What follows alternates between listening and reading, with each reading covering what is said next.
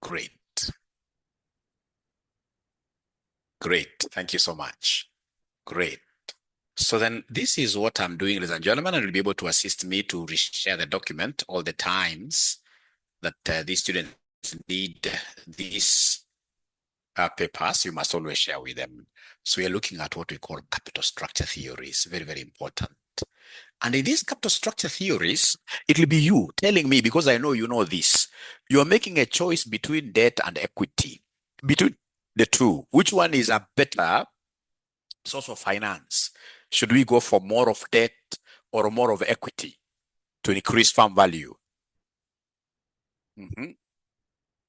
We shall always consider what we call debt.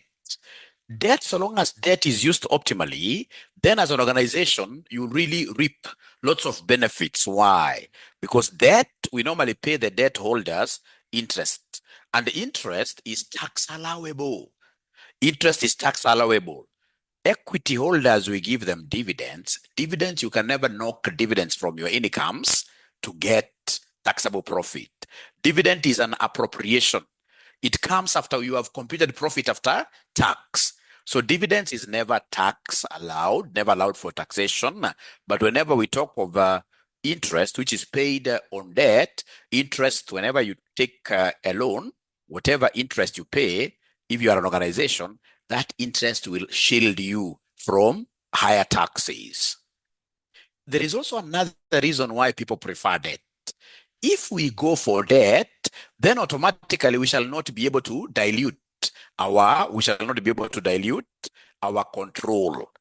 So the ownership, the share ownership, farm ownership remains. We are only working with people's money, and then we shall be able to do what here? We shall, ladies and gentlemen, be able to get the money paid back, and then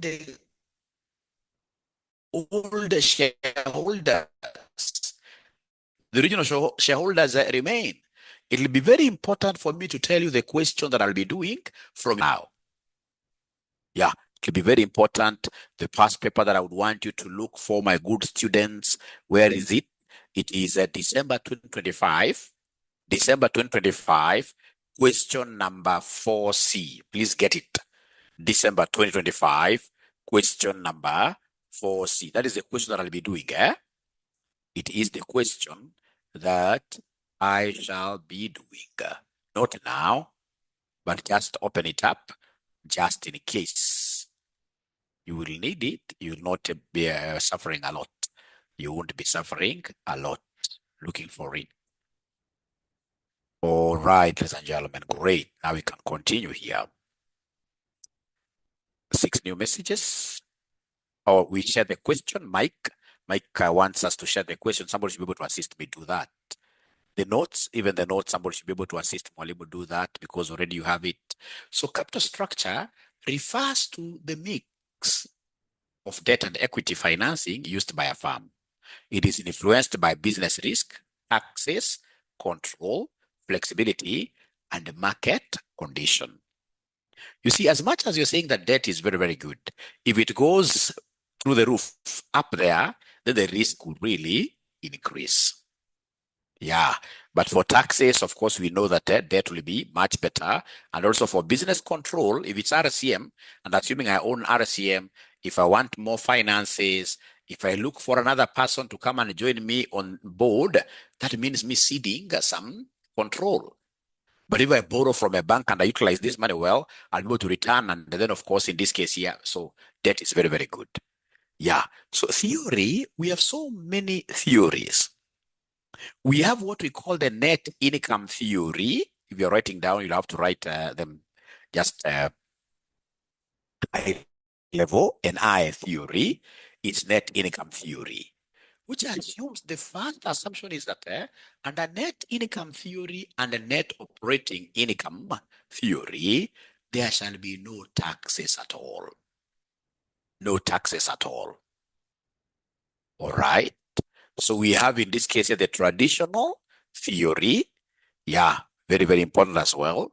But where your examiner will be able to get your questions always, it is in what we call Modigliani-Miller propositions, where we shall start with MM1. Whenever you hear of Modigliani-Miller proposition number 1, we're supposed to appreciate that under MM1, this is a world without taxes. So MM1, no tax. Value is independent of leverage. Value is independent of leverage. Just a minute, I've seen some ninja who may mess up my PDF, disable annotation for other CAs. And this is the same as net operating income. So when I teach you MM1, I will not be teaching you this net operating income at all. I will not be teaching you this net income operating at all, because MM1 is the same as NOE theory. Then we have MM1 with corporate taxes. This is supposed to be MM2 with corporate taxes. So MM2 with corporate taxes, very, very important. Then we have MM with personal taxes and MM with taxes and financial distress. We shall look at each one of them slowly. I will not be in any hurry to teach this, because this really is important, because it also affects, in this case here, your real estate knowledge, which will be our last topic now. Modigliani and the Miller proposition 1, MM1 without taxes, also known as the net operating income NOE. Concept and assumptions. Modigliani and the Miller first propositions, MM1, states that the value of a firm is independent of its capital structure. It doesn't matter how you raise your funds.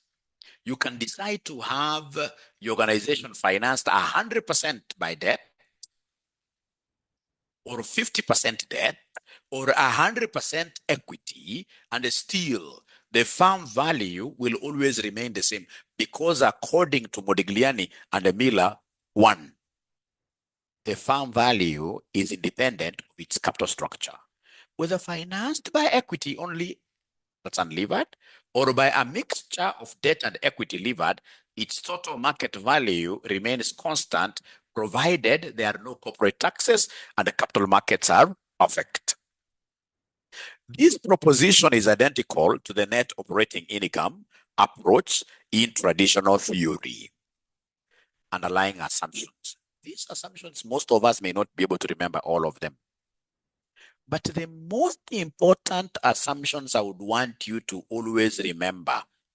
The number one assumption, ladies and gentlemen, is that there are no taxes whatsoever, neither personal nor corporate, because MM1 is operating in an environment of zero taxes.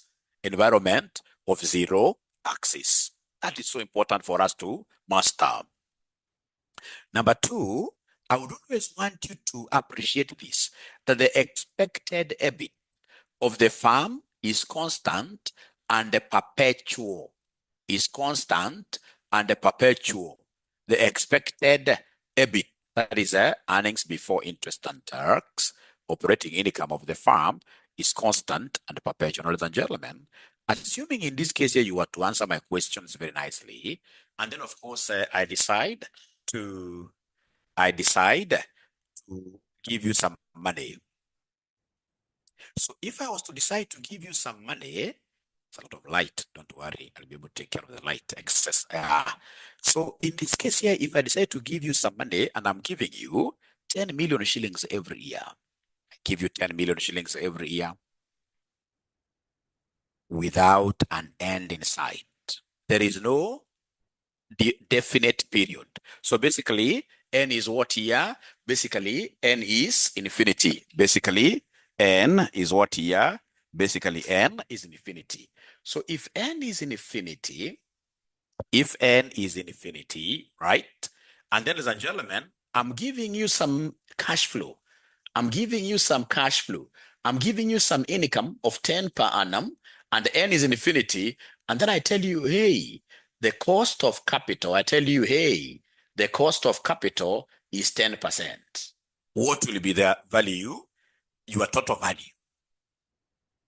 So N is infinity. N is infinity. And the cash flow that I'm giving you is 10 million per annum.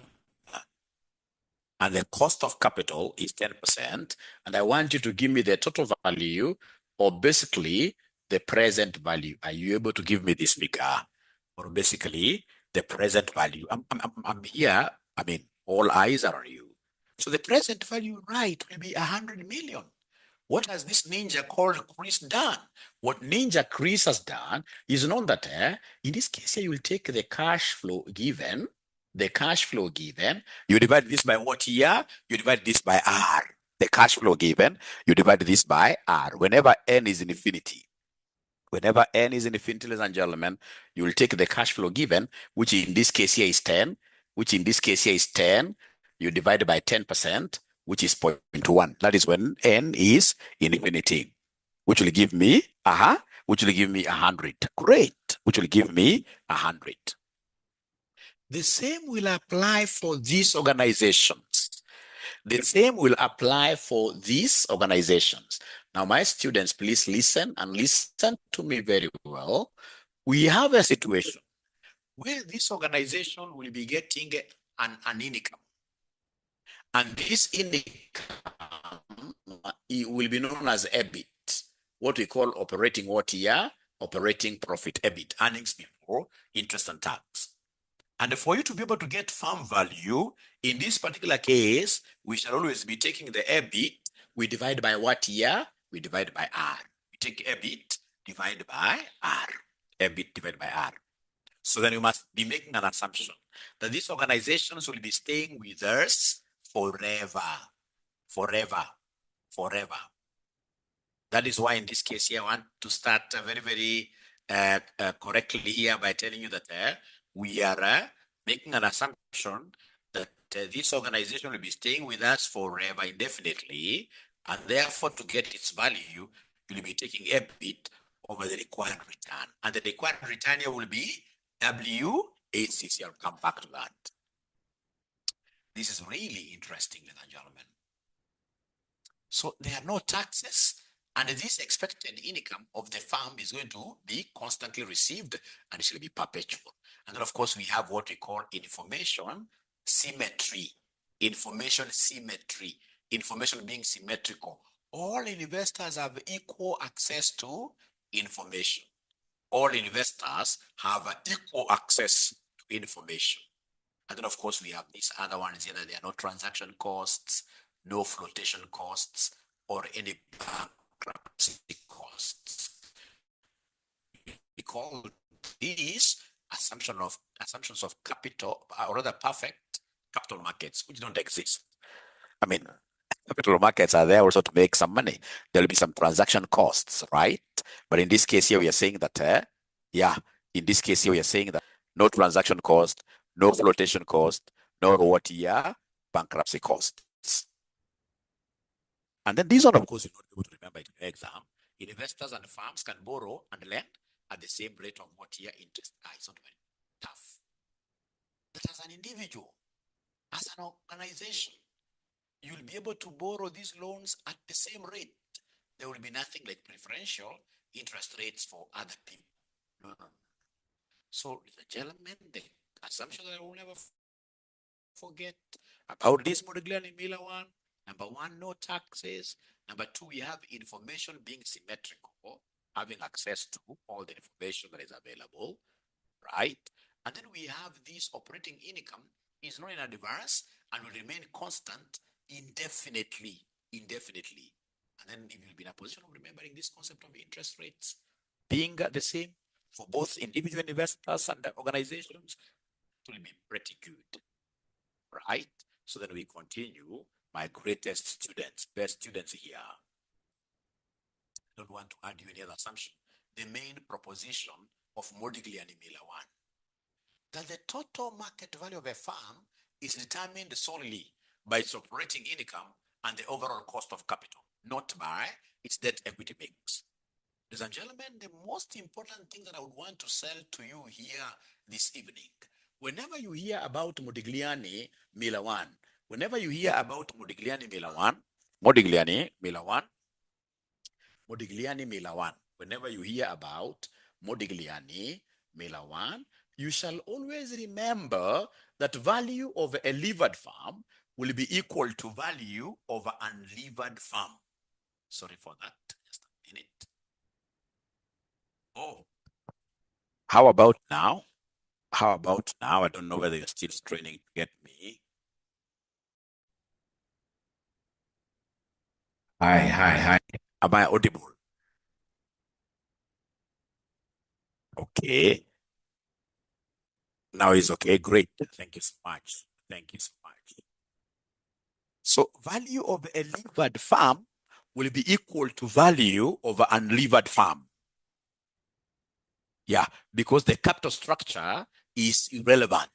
So right there, this is value of a levered farm. Levered. Value of a levered farm. And then U stands for unlevered. Unlevered. U stands for unlevered. So we have value of a levered farm will be equal to value of unlevered farm. And how do we get this value of an unlevered farm? My good students, to get value of unlevered farm, you'll always take a bit divided by WACC. A bit divided by WACC, which is the same as the analogy of the 10 million that I gave you. We say 10 million divided by R. The same. This organization is always giving us a bit. So we take a bit, earnings before interest and tax, we divide by what we are calling WACC. And I shall be able to go to the personal loan first, but question first. And illustration first here. This illustration will be able to answer everything that we are talking about here. Illustration of the MM1 without taxes here. This one here, MM1 without taxes here. So we are given an example there of two farms. Farm A is unlevered. Unlevered organizations are those organizations without debt. So farm A is unlevered, and the farm B is levered. You can even see here debt. Farm A is nil, and this one here is having a debt. So they want us to compute farm values. They want us to compute farm values. So, ladies and gentlemen, computation of farm values, there is something that I would want you to appreciate here. Something that I would want you to appreciate. Whenever they tell you to calculate farm values, first, you must start by giving us value of unlevered farm. Value of unlevered farm. You always give us value of the unlevered farm. Value of the unlevered farm. It's always important. Regardless of the Modigliani-Miller proportion you're using, you shall always start by giving us value of unlevered organization, which is farm A here. Please listen. You can see the EBIT has been given 1 million and WACC is given as 0.15. So my work is to appreciate here that this EBIT will be constant every year, 1 million, 1 million, 1 million in perpetuity.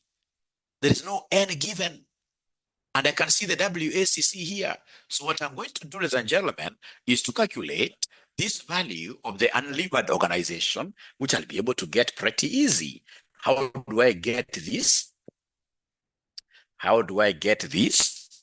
So to get this value of unlevered farm, so we have value of unlevered farm. The formula is very easy. You take the income, you capitalize by dividing by WACC. So we have 1 million, which I'll divide by WACC given there, which is 0.15. So are you able to give me this figure, my good students? Remember, EBIT in the question given is 1 million. You divide by 0.15. Please let me know how much is the value of the unlevered farm. So according to Kevin, he's getting 6 million, 6,666,667. 6,667 point what year? 66 what year? 667.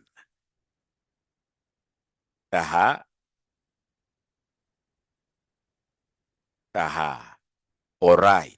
So all of us, are we able to get that figure, ladies and gentlemen? Value of the unlevered organization. Thank you so much. Thank you so much. So in this case, we've been able to value the unlevered farm. How about value of this other organization? Value of the levered farm. Value of the levered farm. Value of the levered farm. Is there somebody who can give me? Remember, it's Modigliani Miller 1.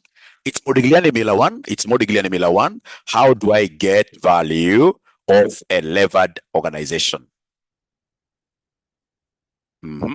Abracadabra. Value of a levered organization. Same amount. Thank you so much, Kevin.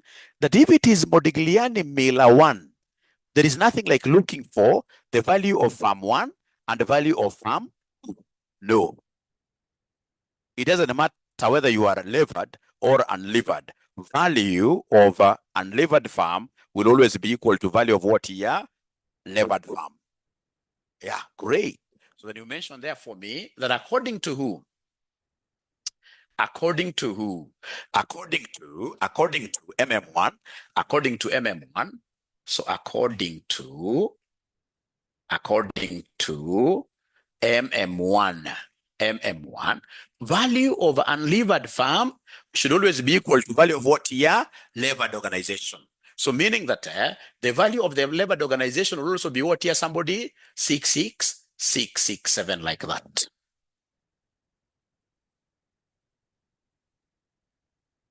All right. Iko jamaa ananiambia hapo, mwalimu simame. Hii bodi ya nyumbani ni fupi sana. Nikisimama inalifika hapa. Kuna limitation. Hii bodi ni chini sana hii.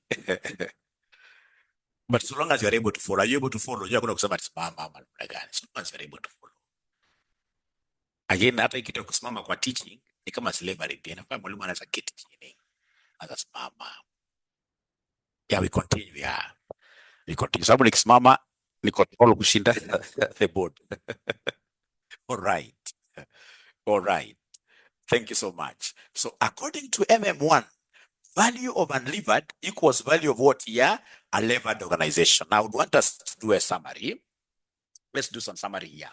Let's do some summary here. And the summary that I want us to do, ladies and gentlemen, is this one here. Very important summary. You must always give us this summary whenever the examiner asks you. So this summary, we shall talk of equity, we shall talk of debt, like that. Equity and debt, and then we have here farm. So we have farm A, which is unlevered. Then we have farm B, which is levered.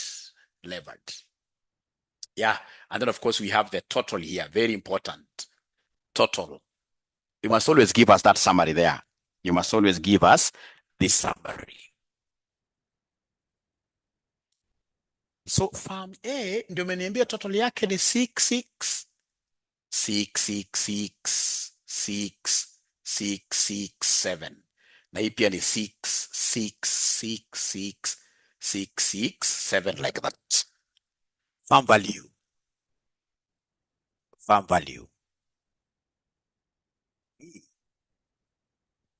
That summary is really important. Really important. Now, let me ask you a question. What is the debt of farm A? Let me share the question. What is the debt amount of farm A? The name unlevered speaks everything. Debt of farm A here is 0. Debt of farm B is 4 million. So debt, farm A is 0. Debt here is 4 million. 4 million. 4 million, like that. Now, can you then kindly give me the equity amount? Equity amounts. One thing that you're supposed to appreciate from the word go is that equity plus debt shall always be equal to total. So for instance, for farm A, balancing figure, it means that the equity here will be like that. The equity will be like that. How about in this case here, farm B?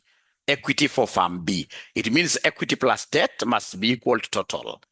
So if you are following, you'll be able to see that the equity for farm B is 2,666,667, like that. So that summary is really important. That summary is really, really, really important. The summary there is really, really important. The summary there is really important because we know the total farm value. Now that you know the total farm value, you can get the balancing figure for equity by balancing it with debt amounts. By balancing it with debt amounts. So once you reach there, I'm really, really okay. I'm very, very comfortable. Very, very comfortable. Very comfortable. Thank you so much. Now, ladies and gentlemen, let's try this question before we go to, this concept of summary is the one where we verify the components. You'll be able to see how important it is. You start by giving us the total values. Then you go to debt. You see, debt never fluctuates. The balancing figures will always be the equity values. Equity values.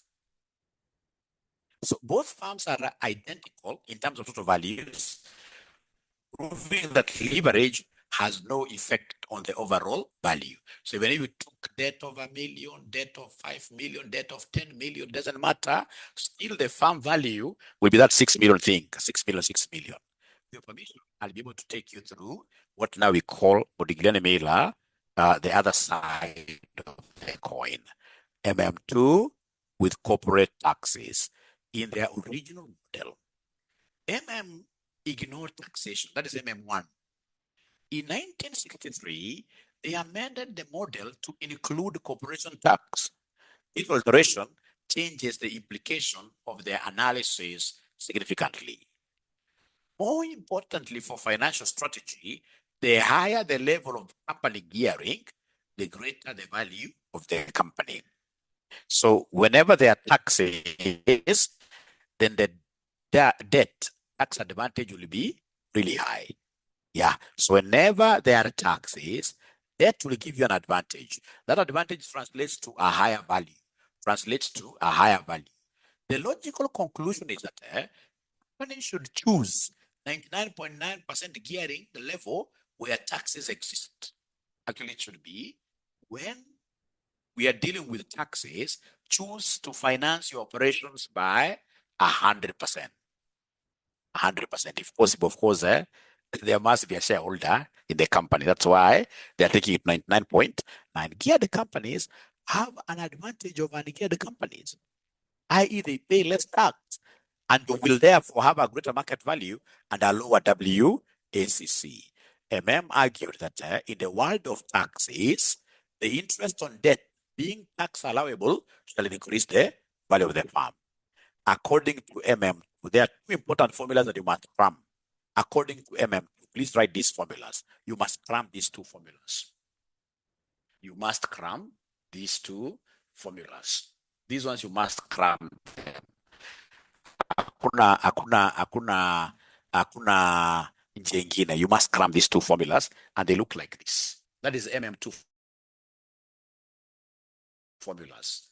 MM2 formulas. MM2 formulae. So these MM2 formulae, how do they look like, my good students? There are two of them. That value of a levered farm. Value of a levered farm equals value of unlevered plus DT. Plus DT. In formula number one. Formula number one. Value of a levered farm equals value of unlevered plus DT, where D is debt amount and the T is taxation. Debt amount and the taxation. Thank you. And then formula number two, you must always calculate cost of equity of a levered organization.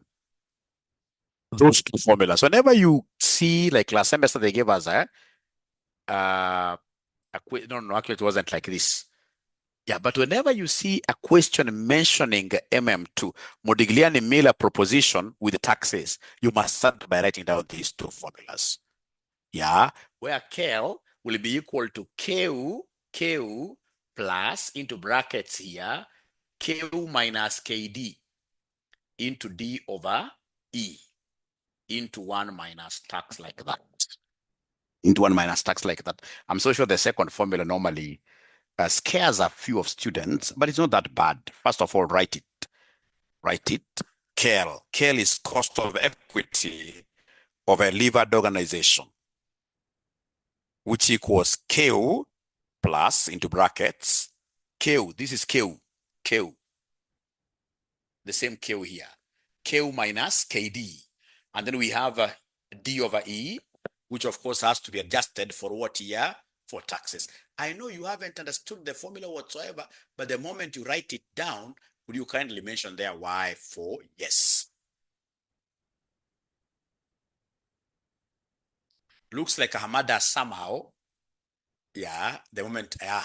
So KU plus KU minus KD into debt of equity into 1 minus tax. Thank you so much. I told you today's session will be so interesting, but I can see we forgot to go for prayers. We forgot to go for prayers. We forgot to go for prayers, which is very, very sad. I will never repeat that. Yeah, so please, any Muslim student who is around, please, much apologies. Yeah, rest assured that I don't know how even, we forgot because we came in a little bit late. Yeah, we came in a little bit late. So those two formulas are really, really, really important. Really, they're here. KEL, Q plus into brackets Q minus KD, D over E into 1 minus tax. What does Q stand for? This Q stands for what, here, somebody? Cost of equity of unlevered organization. Cost of equity of unlevered organization. Cost of equity of unlevered organization. Cost of equity of unlevered organization. Very good. So we are told the illustration, consider two firms L and U with the following features. So we have EBIT, LU, cost of equity, yeah. Then we have in this case here 8% debt. I think there is a problem here, misalignment problem. This cost of equity of a levered firm is supposed to be dash. Sorry for that. You can now copy this entire table afresh. Cost of equity here is supposed to be dash. So that debt is 5 million. And then the rate of tax is 30% for both organizations.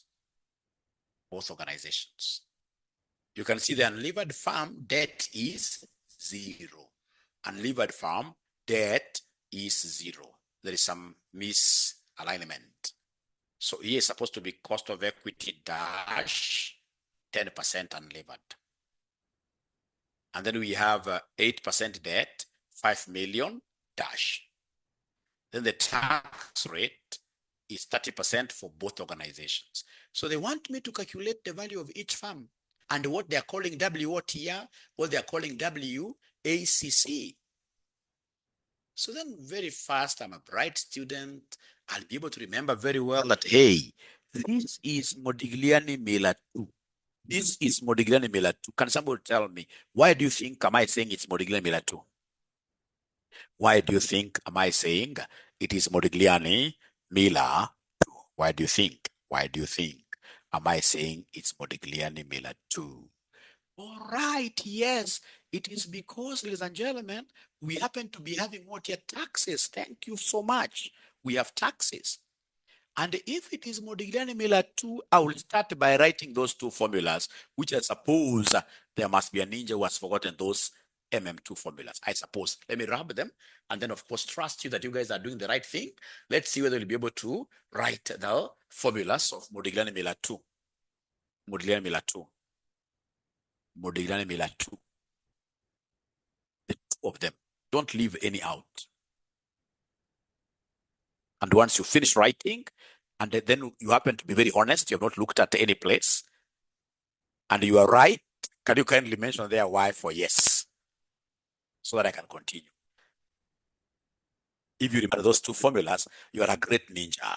You're a great ninja. Let me start by writing the first one. If it is MM2, where we have taxes, ladies and gentlemen, we must remember value over a levered farm equals value over unlevered plus DT like that. Very, very important.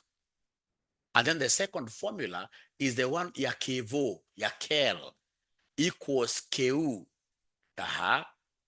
plus ku again, minus kd. It doesn't stop there. It will be debt over equity. So many guys forget and say debt over tax here, into 1 minus tax. Very important. So whenever you discover that you're dealing with the MM2, don't forget to start by giving us those two formulas really.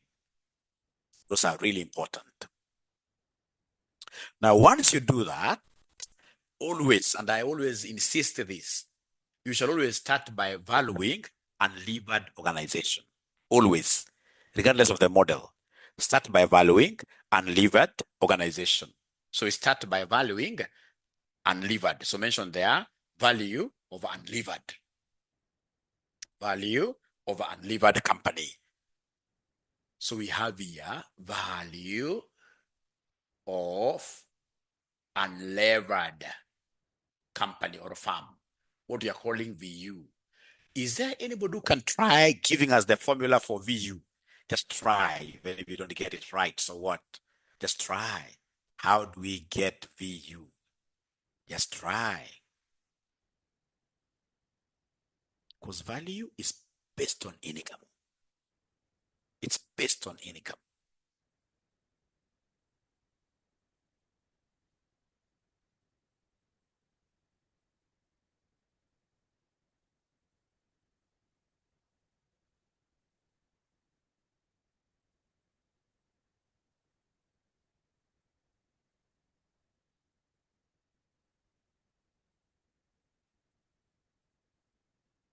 Very important, ladies and gentlemen. Please check this out. So remember, this time around, you have taxes. Don't forget that. We have taxes. And when you have taxes, then you must give us what we call profit after who? Profit after tax. Profit after tax. Yeah, you start by valuing unlevered farm. You give us profit after tax. How do we get profit after taxation? So in this case here, value of unlevered farm will be EBIT into 1 minus tax like that. Now, once you do this, please listen. Please listen. You know, somebody may ask me, Mwalimu, why are you not deducting interest here from this? Because ideally, to get profit after tax, I should deduct interest. Can somebody give me an answer? A bright student, all of you are bright. Why am I not taking away interest out of this EBIT when desiring to get my PAT? There is no debt. Thank you so much, administration. There is no debt here because this organization is unlevered. So ukianza kusema at minus interest, you're wasting your time. You're wasting your time. Now, please, ladies and gentlemen, this PAT belongs to who? Once I do this, I'm getting profit after tax.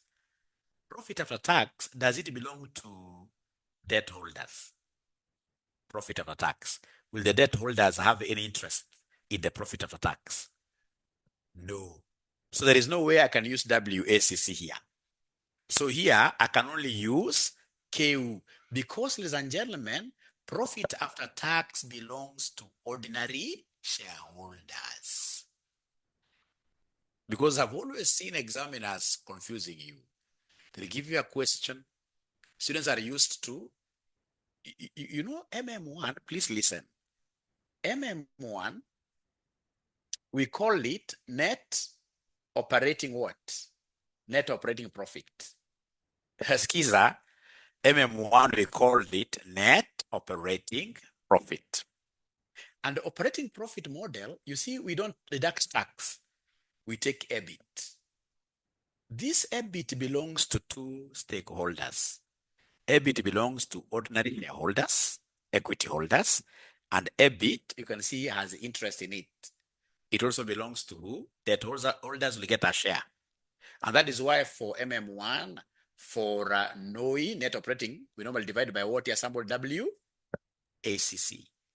Because you see here, we are not, here we are getting what we call the final profit.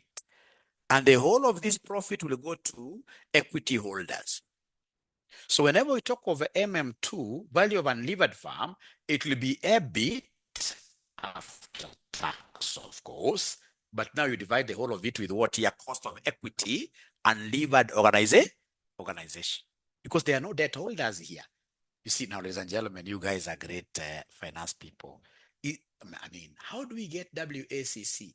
To get WACC, we normally take weight of equity, cost of equity, plus weight of debt, cost of debt, into 1 minus what here? You see now here, WACC, we have debt holders. We have debt holders. In an unlevered farm, we have debt holders. Unlevered farm, we have debt holders. No, please talk to me. You must talk to me. For unlevered farm, no debt holders. And that is why for unlevered farm, please don't confuse. This will knock you out if you confuse. For unlevered farm, we normally talk of what here? Somebody KU like this. KU. Very, very important for us to be able to really appreciate this. Very important for us to be able to appreciate this. So then go and look for this unlevered organization. We have this unlevered organization. We have this unlevered organization. So when you look at this, the unlevered organization is this one here called U, unlevered organization, whose EBIT, I can see it is $1 million. I can see EBITDA is $1 million. I multiply by 1 minus T. I can see its tax rate is 30%. So 1 minus 0.3. And then I'll be able to come and divide this by cost of equity of the unlevered farm, which is 10%, which is 10.1. So is there somebody who is able to give me, ladies and gentlemen, this figure? Anybody who is able to give me this figure? So Paris gives me 7 million. Paris gives me 7 million. Paris gives me 7 million. Everybody's getting 7 million, isn't it? Thank you so much. So if I were you, I would start mastering this. When I go to an exam, the examiner tells me, hey, calculate in this case here farm value using MM1, using net operating. That one I know it's a bit of a WACC. When they tell me use Modigliani Miller 2, I know it will be after tax, earnings after tax, divided by Q. Once I get that, my brothers and sisters here, then now I will be at home. Automatically, I will be at home. Once I get that, the second step now will be for me to apply the first formula. So in this case here, the second step will be for me to get value of a levered farm. How do we get this value of this levered farm? We take value of unlevered plus DT like that. We take value of unlevered plus DT. Yeah, we take value of unlevered plus DT. I'll be able to add on there. So in this case here, value of unlevered plus DT. So the unlevered farm that we have here has a value of 7 million. And I can see the levered farm has debt of 5 million times tax itself, which is 0.3, times tax itself, which is what here? 0.3, times tax itself, which is 0.3. So then I'm going to get value of this levered organization. You see, if you look at the levered farm, which is the second farm, it has debt. This was a misalignment. 8% debt of 5 million. It has debt of 5 million and tax is still 30%. So whenever you want to get value of a levered farm, you will take value of the unlevered, which you have computed here, 7 million, plus the debt itself, 5 million, times tax of 0.3, which will end up giving me what figure at the end of the day? You guys are not talking to me now. You're not talking to me. You're not talking to me. You're not talking to me. According to Pius, he is getting 8.5 million like that. Now, a student there has told me, Mwalimu, repeat, but before I repeat that, I want you guys to do for me that summary table. I want you guys to do for me that summary table. There is a summary table that will be very important to be understood by every student who is going to sit for this exam. There is a summary table you must do for me. There is a summary table that you must do for me. There is a summary table that you must do for me.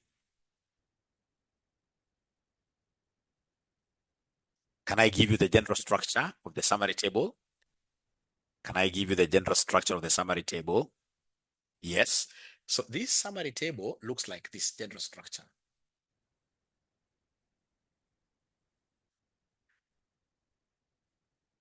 Actually, I even want us to change it slightly. I want us to change it slightly. So we have got two farms. So farms, I want us to change it slightly. So farms, we have U and L. So give me the total value first. Total value, total farm value.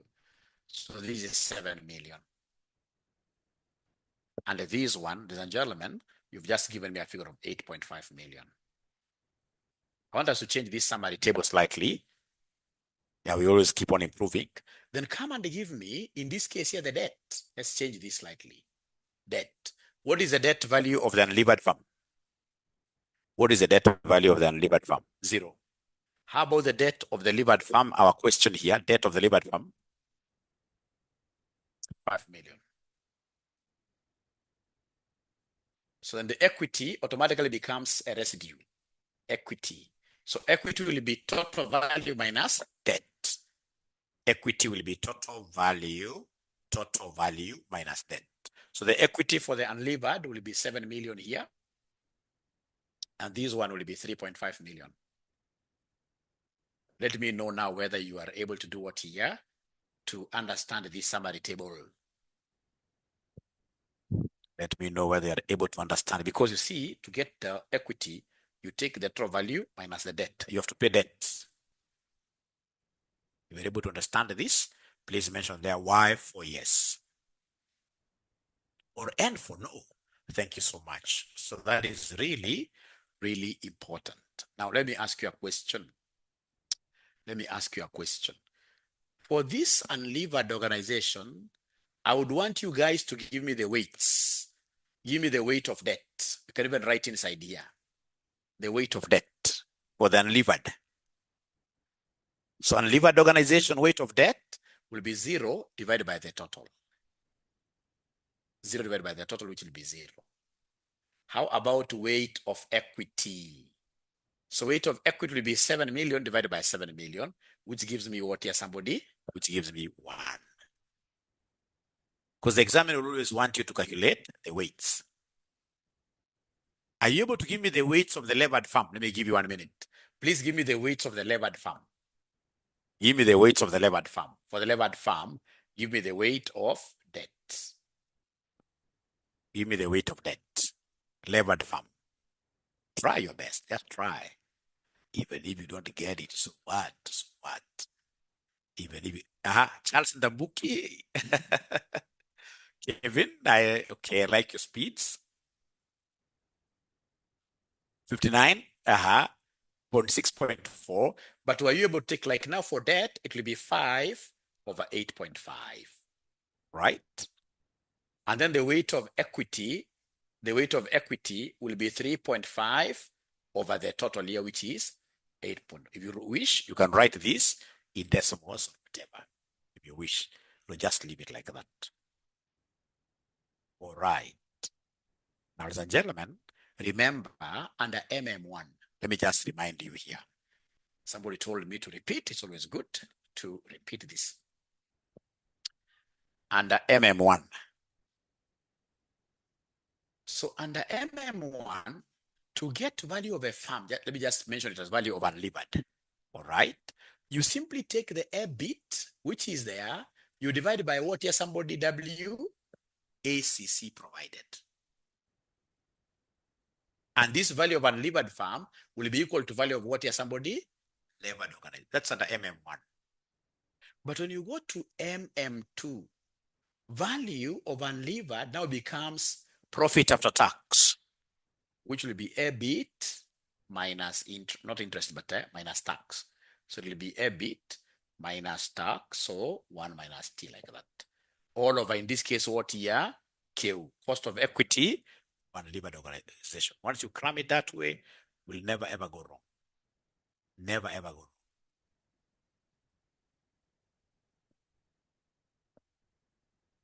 Then, of course, somebody will ask me, Mwalimu, why we using WACC here, and yet this is value of unlevered farm. Later on, we shall be able to see that WACC will always be equal to WACC of unlevered. What we shall be calling washu equals Q, but this will come later. For now, just master this pathway. So we have been able to apply a Formula 1 value of a levered farm, but remember Modigliani-Miller 2 has got two formulas: value of a levered farm, and then we have KL equation. It is the KL equation where we draw the line. Most students, whenever we talk of KL, we normally draw the line. KL will be equal to what? Let me see.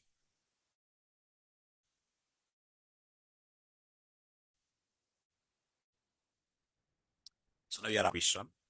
So in this,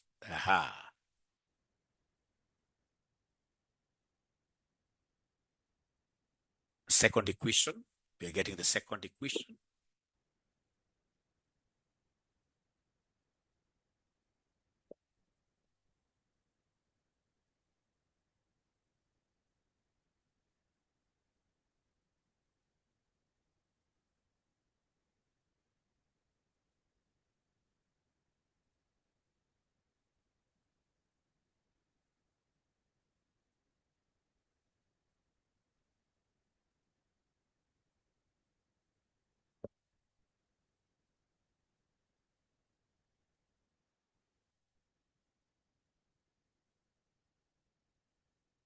Thank you so much, Lister. You're really good.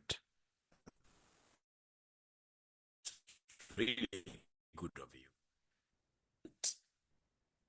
And the KD is the interest rate given, the 8%. KD is the rate of interest provided. So Q, cost of equity of unlevered, is 10%. KD is 8%. So 10% is the same as 0.1. So we have here 0.1 plus 0.1 minus KD. You see 8% is the same as 0.08 times. Are you able to see the debt amount? What is the debt amount from the summary table? Debt amount of the levered farm, summary table, debt amount.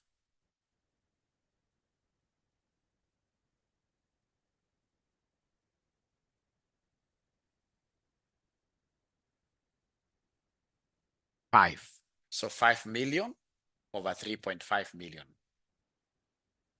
into 0.7. Into 0.7. Into 0.7. Into 0.7. Hata ujaona nimetoa 0.7 wapi? Ujaona nimetoa 0.7 wapi? Ujaona hata.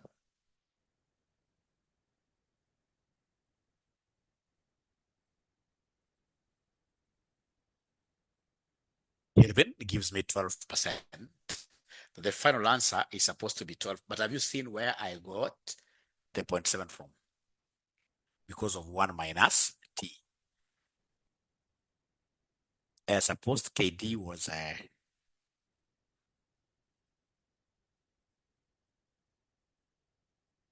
admin. Remember, this 1 minus T, they are basically putting it on debt. So even if your KD is after tax, they are basically putting that on debt. So that 1 minus T must always be applied. Must always be applied. 1 minus T, thank you so much. So is everybody able to get the 12%? Is everybody able to get the 12%? Is everybody able to get the 12%? After you use your bracadabra, thank you so much. Thank you so much.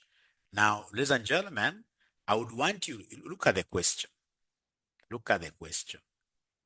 Calculate the value of each farm and the WACC.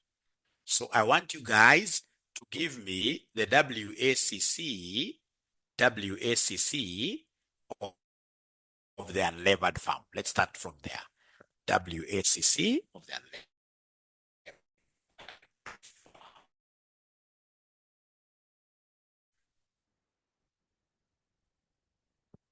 WACC of the unlevered farm. So we have here WACC unlevered farm. So WACC, to get it is very easy. WACC is weight of equity, cost of equity. Weight of debt, cost of debt after tax. Weight of equity, you guys, if you look at your summary table, you give me cost of weight of equity to be 1 because the farm is 100% equity financed. Cost of equity is 10%. This is 0 because you see this unlevered farm. Unlevered farm. So then this one will end up giving me 10%. So meaning that washu equals KU. If you remember very well, the cost of equity of unlevered farm was 10%. And when they want us to calculate weighted average cost of capital of unlevered farm, I don't have to do any calculations.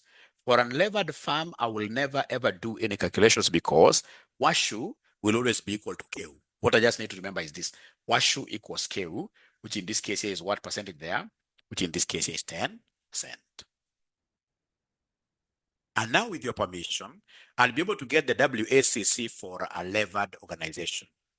So go ahead and give me the WACC for a levered organization. WACC for a levered organization. Are you able to really get these? And today, because all of you are at home, I would request we stretch with this topic up to 9 p.m. Up to 9 p.m. Leo hakuna wasiwasi. Up to 9 p.m. so I can just finish the entire topic, and then when we meet or again we are meeting. Yeah. Remember, every day of Easter we are meeting. Every day of Easter we are meeting. I just need to finish this. Iko mwanafunzi bado hajafika nyumbani. Iko mwanafunzi hajafika nyumbani mwenye atakuwa na wasiwasi, atachelewa town. Hajafika home bado. Nani huyu? Ala, Joan uko job. You work for a hostel ama nini? Mwingine ako garage, huyu ako town. What happened? Still in office. Okay, okay. Then we can't stretch a lot, but we shall be able to reach 8 so I can do the question that came last semester. All right. From tomorrow. All right. Niko Nganya. Nganya namaanisha namna gani? Kwa gari niko line ya mat. And most probably, your line ile ya Super Metro, yuko hapo Commonwealth chini yuko hapo Stanbank. Your line hiyo. Then you must be doing the best marketing for RCM. You must be doing the best marketing for RCM because anybody who's behind you anashangaa huyu jamaa na soma class gani. All right. All right. Yeah. So then allow me, we finish this and then we discuss about the class times for Easter. Is that okay? We finish this. But basically, we shall always start with the AMA. AMA class will start at 7:30 every day, 7:30 for the 4 days. Yeah. And then maybe we follow with the AFM. I don't know. We shall discuss. We shall agree. But we are going to discuss, because this will basically is that which will be a bit bad for the physical students, that I'll be able to do all the Easter classes from home. I'll be able to do all the Easter classes from home. Wanafunzi wa physical, is that okay? We are doing all the Easter classes from home.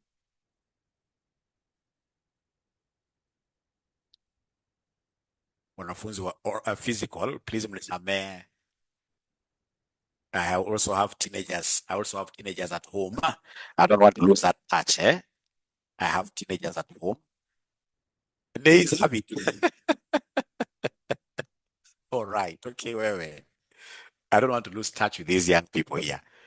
Watakuja kusema, Dad, you are chasing for money. Yeah. Very good. Very good. So WACC for the levered farm. So this one will be very easy. How do we get this? So to get this, we'll take the weight of equity, cost of equity of a levered farm. plus weight of debt, cost of debt into 1 minus tax. So weight of equity is what you guys gave me as 3.5 all over 8 million. All over 8.5. 3.5 all over 8.5. Cost of equity levered farm is the one you used the formula. You got this as 12%.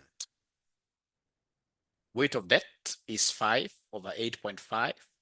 Cost of debt is 8% times 0.7.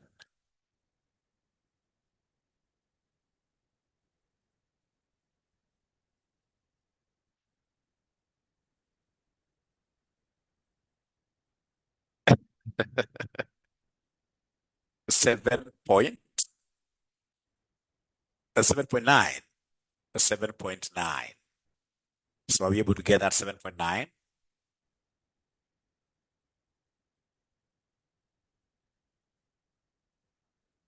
Wanjiro, how have you read my mind? Wanjiro, come out. I mean, the process of adopting kids, imagine. Kids, but now they have to be very young for 5 years, For 5 years. So I'm following this normal procedure. It's quite tough to adopt,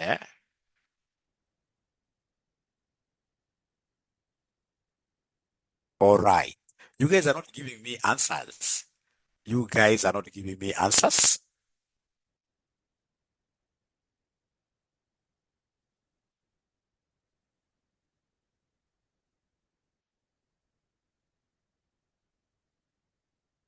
%8.16%. 8.16%. AA is getting 8.24. AA is getting 8.24. Please check the person who got 8.16. I'm told it's supposed to be 8.24%. 8.24%.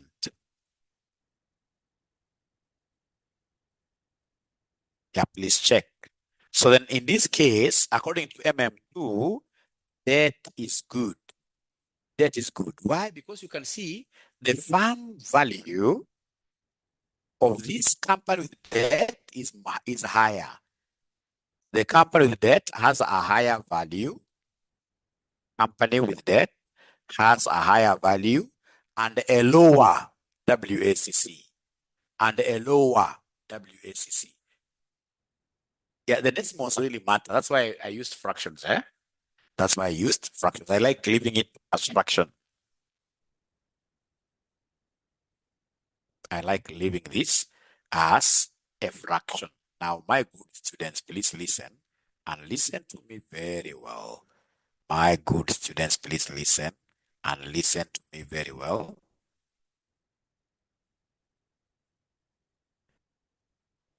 Yeah, listen and listen to me very well. You see a note, start by valuing unlevered farm. Don't forget that. Yeah, 8.5. We have that 12%. 8.24 is very, very correct. That somebody thing is like that. Very good. So this illustration number 2 must be done by everybody. Please take a screenshot of this. They've given a tax rate of 40%. All right. Then they want us to give them value of each farm and WACC using proposition, 40%. 40%. So you can see we are confusing you by giving you 2 million here to confuse you.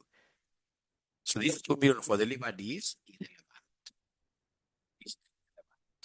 Because you're calculating VU, then to get VL, you take VU plus DT, and then you continue with that. Yes. Now, of course, you guys are really good. Really, really good. So please take a screenshot and ensure, don't forget this, ensure that you do this question before you sleep. Otherwise, give me a title there, the arbitrage process. If they say is it 1 or 2? Thanks, Kevin, for asking that question. You look at the environment. If this environment, the question has got tax in it, then automatically that is MM2. Automatically that is MM2. Like now this one This one you can see calculate the farm value, yeah, and WACC using proposition, and they're giving you what given here tax rate is provided. So this must be MM, that must be MM2.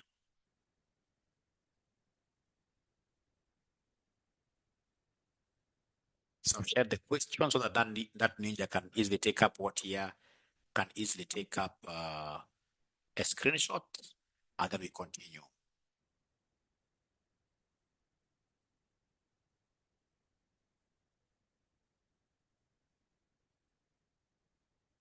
Have you done that? Can I continue now?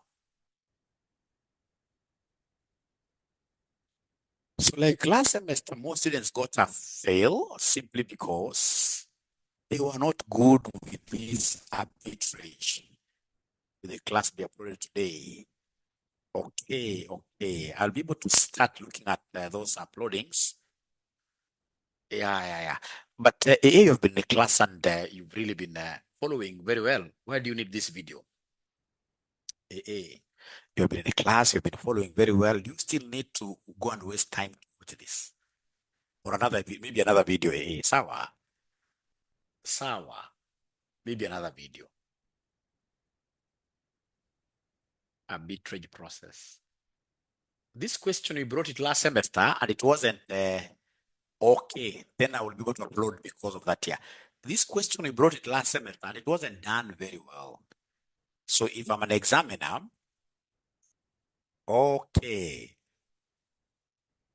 Okay, fine. Sorry for that. Yeah. So then I will be able to upload immediately, actually.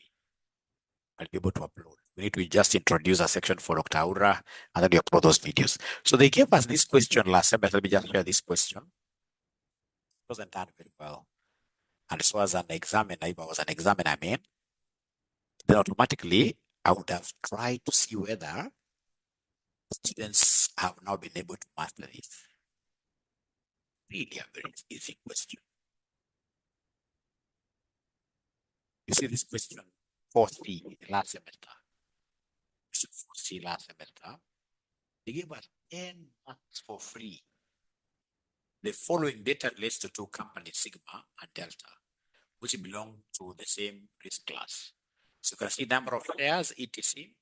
Using suitable computations, demonstrate how Modigliani and Miller approach without taxes, so MM1, an investor holding 10% of Sigma Limited will be better off by switching its holding to Delta Limited. Yeah, 10 marks.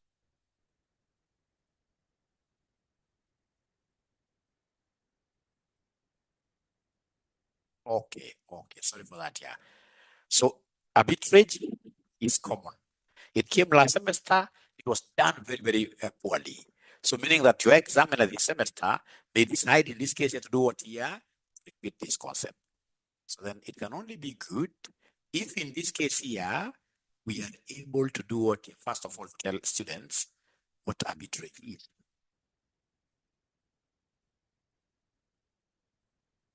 So arbitrage, ladies and gentlemen, before you write anything, assuming that I'm in Kisi, yeah, and then in Kisi, of course, Kisis, we are known for bananas, isn't it?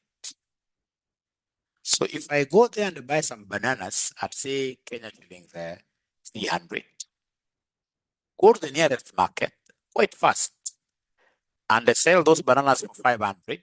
So I bought them for 300. Then I sell them for what year? I sell them for 500. I'm able to make in this case here 200 bob as a profit. So ladies and gentlemen, please, anytime they ask you for arbitrage profit, always remember that arbitrage profit is a profit that you earn by taking advantage of price differentials. Price differentials. So price differences between what year? Between markets. Just a minute, I review some notes here.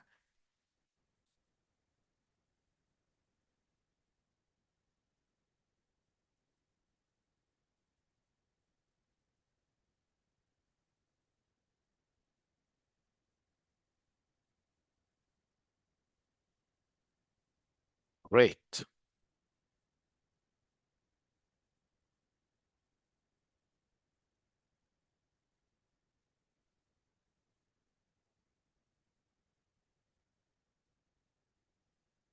right there that arbitrage is a process where, first of all, I want to know whether we are together. Before I continue, let me know whether we are together. Are we together really? Yeah, God's favorite child. That is really a strong, strong statement. Just like the one that I normally use, we shall overcome. We shall overcome. So arbitrage is the process where investors exploit. Arbitrage is the process where investors exploit price differences between similar assets or farms by buying undervalued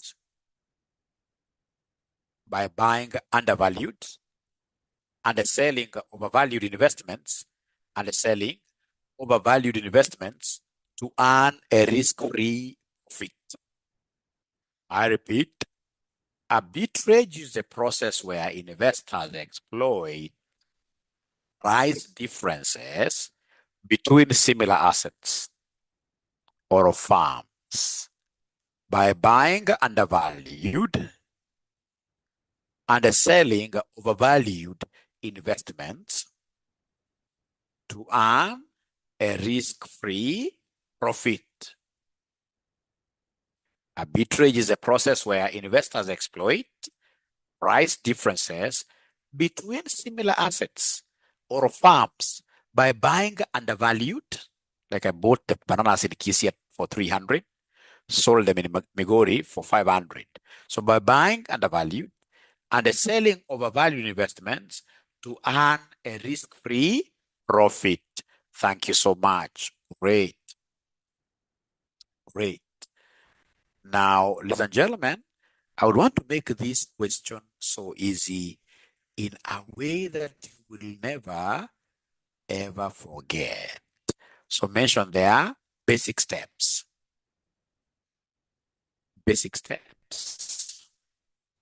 Always follow this structure. Once you have the structure right, then you can never go wrong. Number one, sell all shares. Do you have? In this case here, they are 10% in this question. You sell them, all of them.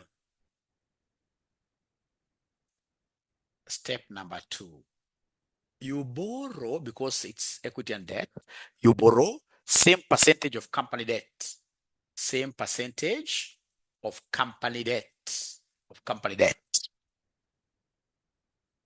So basically here you have realized your equity. Here now you have your debt. Yeah, invest total. Number three, invest total. That is equity plus debt you have in the other firm. In the other firm.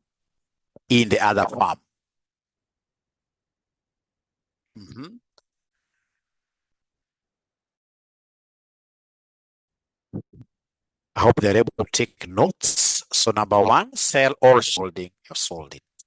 Number two, you borrow the same percentage of company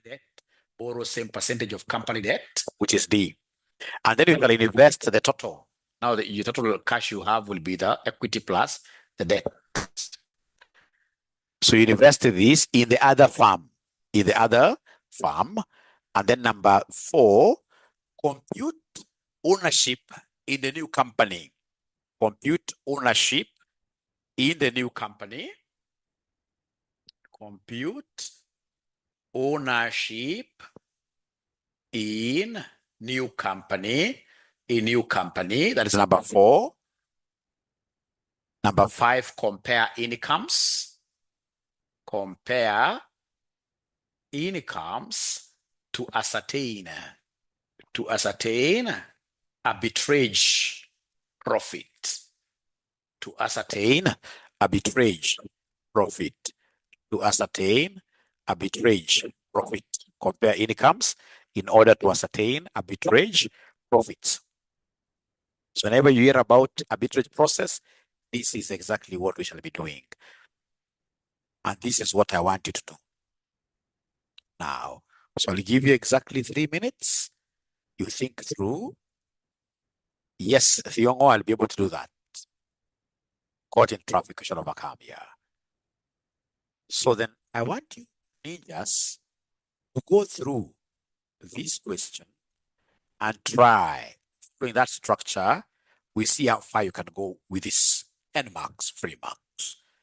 And of course, we must finish this question really. It's very, very important. You have to finish this question.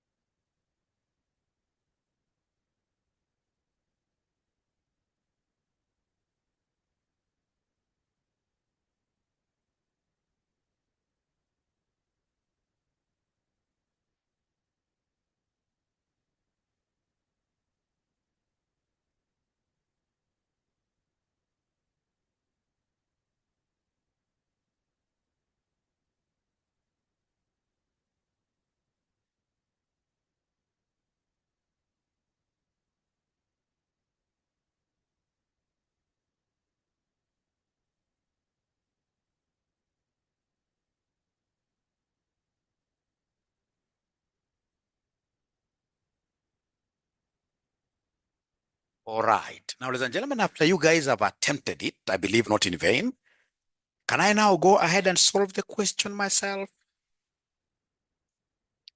Can I go ahead and solve the question myself, my good students?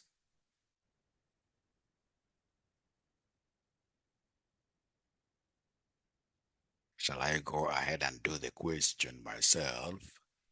I can't hear these students. Where are they? Where are they? I can't hear them. Are we here, ladies and gentlemen? Are we here?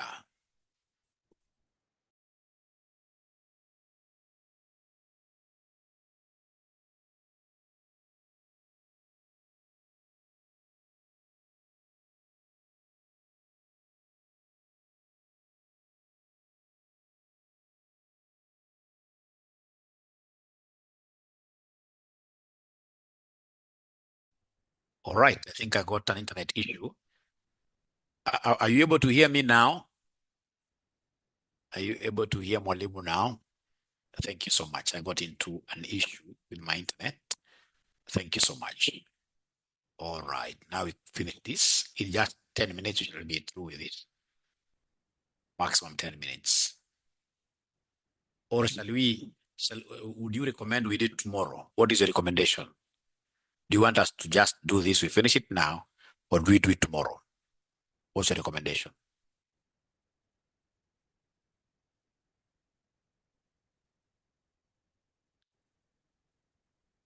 Now with assignment today, tomorrow, now.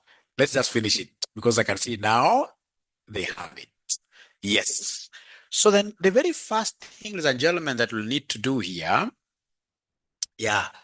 before we start our arbitrage process, you can see here using suitable computations, demonstrate how Modigliani and Miller approach without taxes and investor holding 10% of Sigma here will be better off by switching his holding to Delta Limited. So you can see they have given us number of ordinary shares and they've given us market price per share. The first thing whenever I see NOS and I'm able to see market price per share is to multiply the two. You multiply the two for you to get total farm value. For you to get total equity, total equity. So first of all, give me the total equity. So we have then, what I'll do here, this is what I have, my good students. This is what I have, my good students. This is what I have, my good students. I can see I have Sigma. I can see I have Sigma. Then I have Delta here. Sigma and Delta. So they have given me number of shares. they have given me number of shares. So I can see here they have given me number of shares. These are 80 million.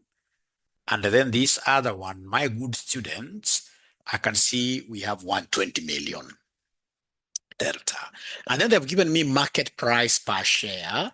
So sigma, I can see this 20 and this is 12. So are you able to give me the total share value, total equity value?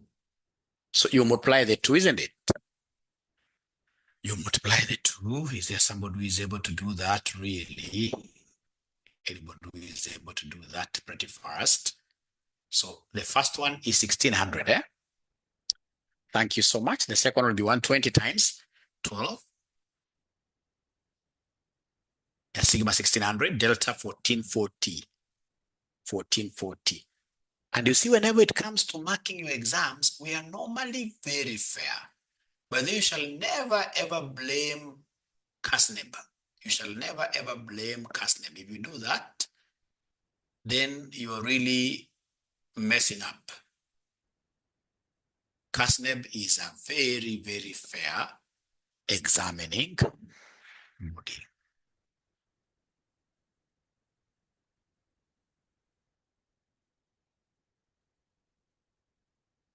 So for example, if you look at the solution here, I hope you are able to see.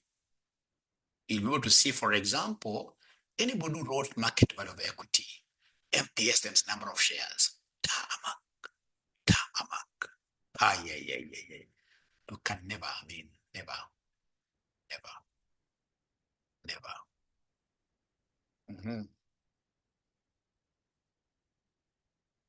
So, ladies and gentlemen, that is really, really good.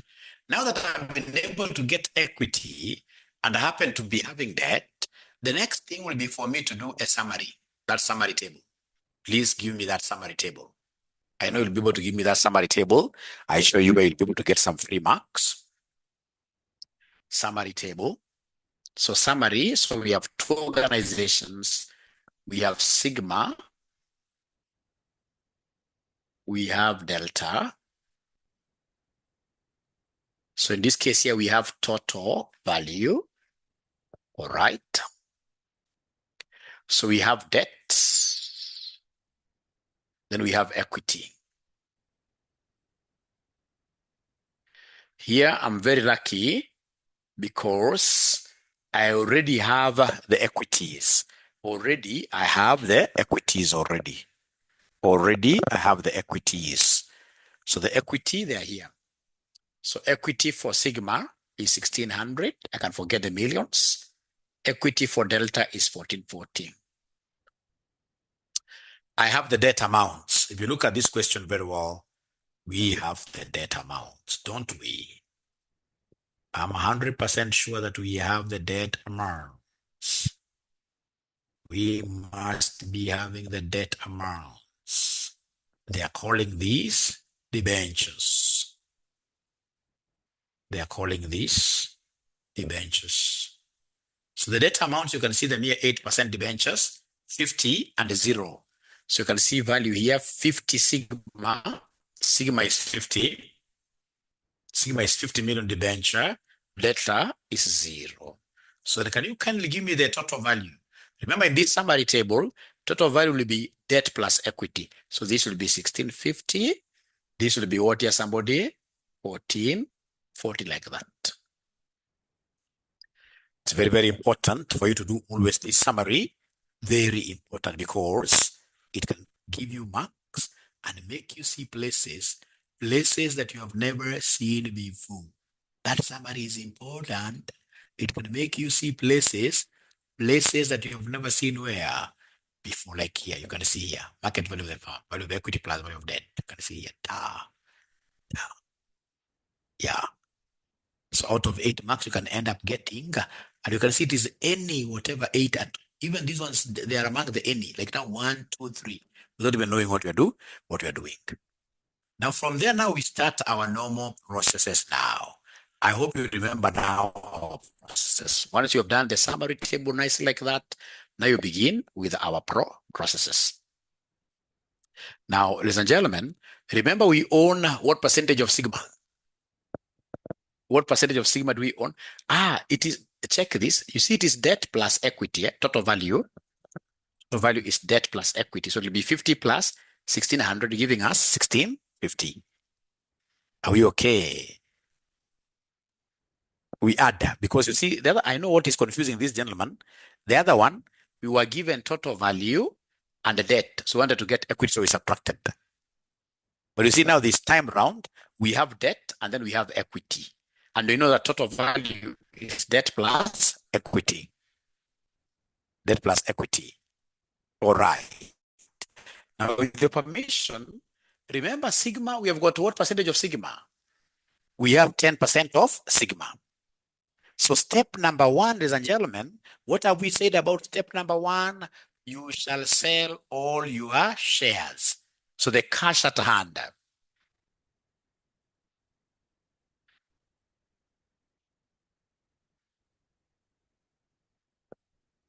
So step number one, sell your shares, sell shares. So that will be 10% of equity, and equity 1600. 10% of 1600, which will give us what here? Somebody, please talk to me. I only have 7 minutes. 10% of equity, that's very easy.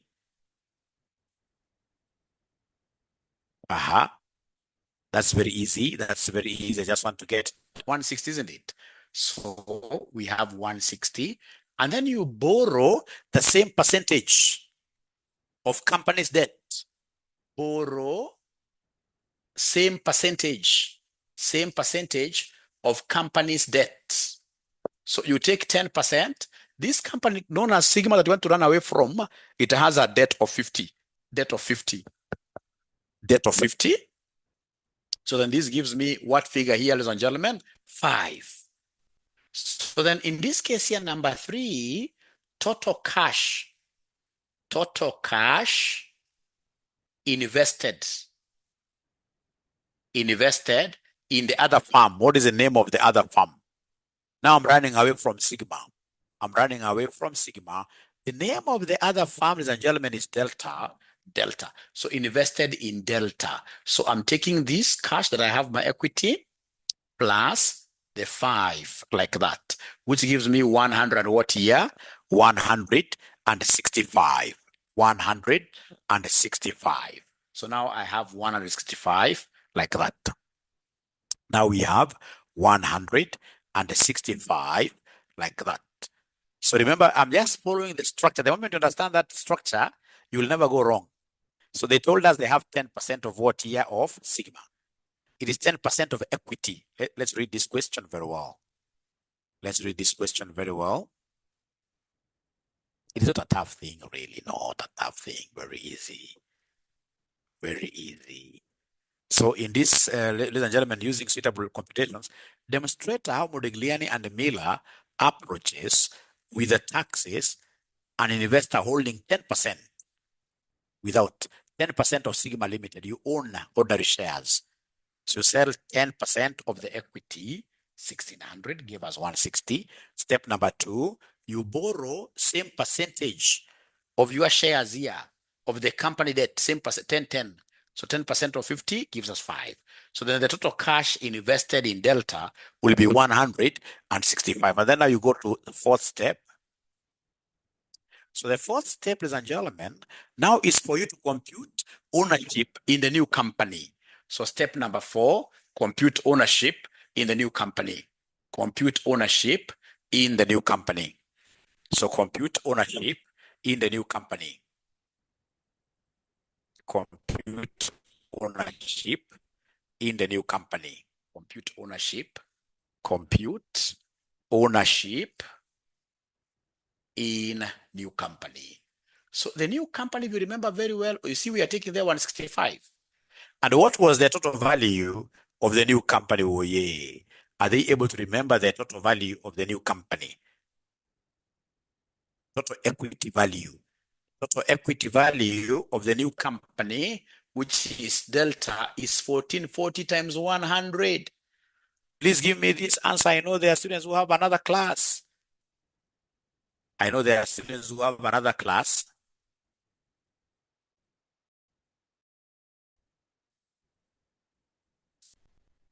So 165 or 1440 times 100, 11.5. My internet is poor today.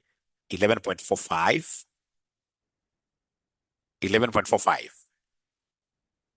Shall we work with 11.45 or 11.46? So we work with 11.46. Now, after that, ladies and gentlemen, let's now compare the incomes. We compare the incomes. It's very, very easy. Do the income statement for these companies now. Let's compare 11.468. So shall we talk of 11.47? Shall we talk of 11.47? Shall we talk of 11.47? 165 over. Okay, 0.46 is good enough. Thank you so much. So then let's compare now the incomes. Let's compare the profit statements, compare the incomes, compare incomes, the P and Ls, right? The P and Ls. So we have sigma, this is the last step. Sigma, delta. Sigma and delta, the incomes. So I'll be able to share this, ladies and gentlemen. We are comparing the incomes now. We are comparing the incomes. We are comparing the incomes. We are comparing the incomes. Just a minute. I want to compare the incomes and to share the question as we run away. All of us shall be very comfortable. So now we are comparing the incomes. Very easy. This is really easy. So the P and Ls, so you can see profit before interest. So we have here EBIT. So EBIT. So EBIT here is 16,000. Let's put this in shillings thousands. Delta is 16,000. So I want the profit after tax, eh? So come and less interest. Less interest. So interest, if you look at interest, we have 8% debentures and the Sigma has a 50 million loan. So Sigma, it will be 8% or 50,000. I'm cutting 3 zeros, and then the other one does not have a loan. So are you able to give me these figures, ladies and gentlemen, for interest? Oh yeah. Oh yeah, oh yeah. Oh yeah. So this is 4,000. This is 0. So then you are able to give us what we call EBT, earnings before tax. This will be 12,000. This will be 16,000. Now, once we get that, ladies and gentlemen, what do you think will be the next step? What do you think will be the next step? Oh yeah. We less tax. Less tax. They have told us that this is Modigliani-Miller 1. Modigliani-Miller 1, ladies and gentlemen, does not have any taxes here. That's what they told us in the question. That is what exactly they told us in the question here. Exactly. They told us, ladies and gentlemen, here, there's a place they've told us without taxes. So tax is 0 there. So tax is 0, 0 for the two of them. So you're right. So you are able to give us what we call EAT, or earnings after tax. Earnings after tax. So this is 12,000. This is 16,000. So after we get profit after tax, we shall share this. So now we have our investors. Investor share. Investor share. What amount, what percentage do we own of Sigma? What percentage do we own of Sigma? Oh, ye niko peke yangu. Sigma tuna own what? 10%. Aka kingine tuna own ngapi somebody? Aka kingine tuna own 11.46%. So 11.46%. Now, because of space, you'll have to allow me to just make some adjustment.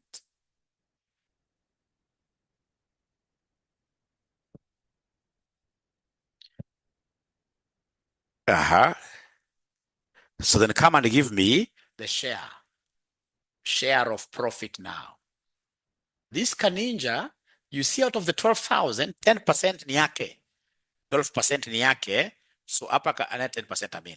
So aka kanapata, interest is 400, eh? Ngoja kidogo. Unasema interest is 400. Nilikosea wapi sasa? Actually, is it 4,000 or 400? 4,000, eh? Because it is 8%, 8% of 50,000. Our figures are in thousand. It's 4,000, isn't it? It's 4,000. I don't know why they're getting 400. So are we together really, all of us? Now, please ensure that we are together, all of us. We are together now, isn't it? So share of profits, aka anakula 10% of this, which is 1240 ya 1,200. Huyu atakula 11.46 ya 16,000. 11.46 ya 16,000, which gives me 1833.6 delta. 1833.6, like that. So that is a share of profits here. But now remember, this guy took some personal loan. So less interest on personal loan. On personal loan.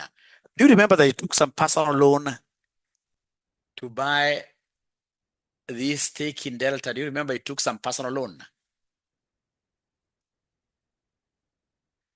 So when he was still at Sigma, the loan was zero interest. Sigma is zero. But you see, Delta, this guy borrowed. And if you're able to remember, he borrowed 5 million, which is 5,000. So he borrowed 5,000, and he's going to get this at the same interest rate that companies are getting at. You see, company here, the company is getting 8%. So 8% of 5,000, or this is what is confusing students. Do you remember this 5 million? Do you remember some loan that was borrowed of 5 million? Do they remember this loan of 5, which was borrowed? Because equity, he got 160. Yeah. And then he borrowed 5 million at the same rate with companies, 8%. This is how we are able to get at 400, which was confusing the students here. So you subtract, ladies and gentlemen, now we are able to get, in this case here, the very net income. The net income, which basically will be the dividends. The dividends given to this gentleman. So here he gets 1,200.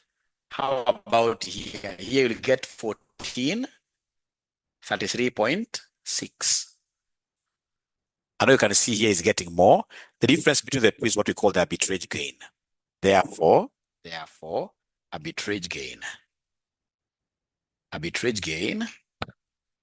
will be 1433.6 minus 1,200, which will be 233.6, like that. It may look difficult, but trust you me, with practice, you will be okay. With practice, you will be fine. With practice, you will be fine. With little practice, I believe, with little practice, you will be fine.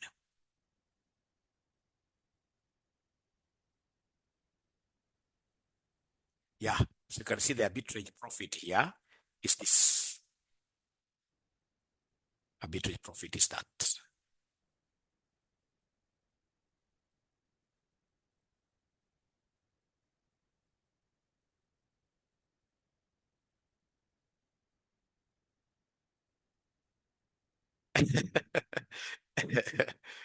Without this, like, you know, Emmanuel, without this alone, hangepata this shareholding, something. Repeat on the interest part. Interest, you see, so long as you know, we have corporation tax. We have corporation tax on top. Corporation tax was 8% of 50.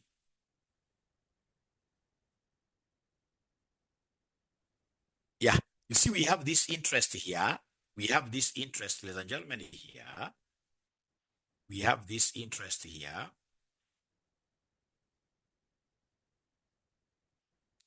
Yeah, you can see here this interest. How do we get this interest, ladies and gentlemen, here? We know that the debenture is what here? The debenture they have told us is 8%, which is 0. What here? 0. This can't write very fast. 0.0, no, this is not good. 0.08 times, in this case here, the total loan, which was 50,000. And the total loan that was borrowed was here, total loan.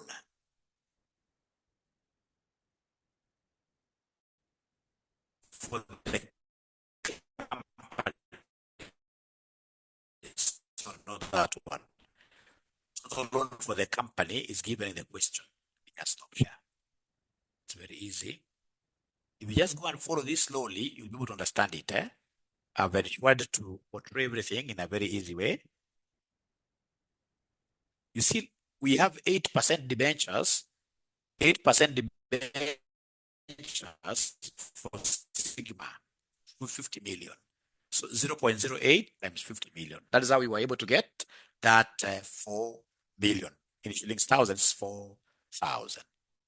Yeah, that's how we got that 4,000. I've rubbed mine. I suspect, of course, and because you may think that this may come, my suspicion will be like, watch this video later. Ladies and gentlemen, it has been wonderful hosting you today. So I'm looking forward to meeting you tomorrow. I'll be able to communicate to the exact time. Great. And it's my hope you have enjoyed the session. Great. Thank you so much. Bye.